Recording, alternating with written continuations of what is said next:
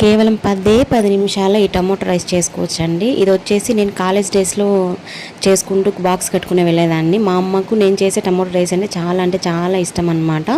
ముందుగా ఆయిల్ వేసి ఆనియన్స్, పచ్చిమిర్చి, కరివేపాకు, కొంచెం ఆవాలు వేసేసి కొంచెం బాగా అవి మగ్గిన తర్వాత మనం టమాటాలు బాగా సన్నగా చాప్ చేసేసుకొని ఇలా ఇవి కొంచెం మగ్గాలంటే మనం పసుపు, ఉప్పు వేసుకున్నామంటే తొందరగా మగ్గిపోతాయి అన్నమాట. మనకు ఫాస్ట్‌గా అయిపోతుంది.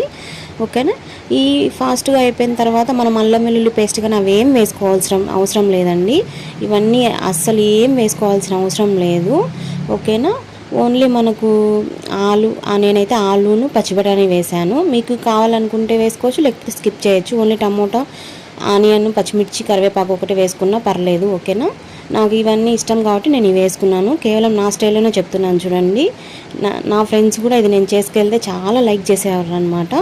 ఇదైతే చాలా బాగుంటుంది, టేస్టీగా సూపర్ ఉంటుంది.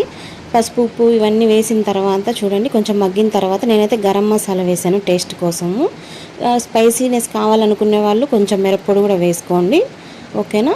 నేను కొంచెం స్పైసీ తింటాను కాబట్టి సరిపోతుంది. నేను బాస్మతి రైస్ యూజ్ చేశాను కాబట్టి ఒక గ్లాస్కి 1.5 గ్లాస్ వాటర్ అయితే నేను వేసాను. ఓకేనా. ఇవి కొంచెం బాగా మసిలిన తర్వాత ఈ basmati rice half an hour ముందే నానబెట్టుకుంటే మనకు చాలా పొడిగా వస్తుంది అన్నమాట.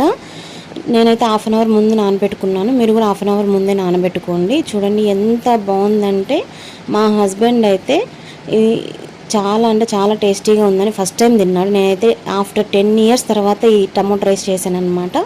నేను సాల్ట్ వేసుకోకుండా ఓన్లీ పెరుగు, ఆనియన్తోనే కంప్లీట్ చేశాను, పెరుగు చట్నీ చేయకోకుండా.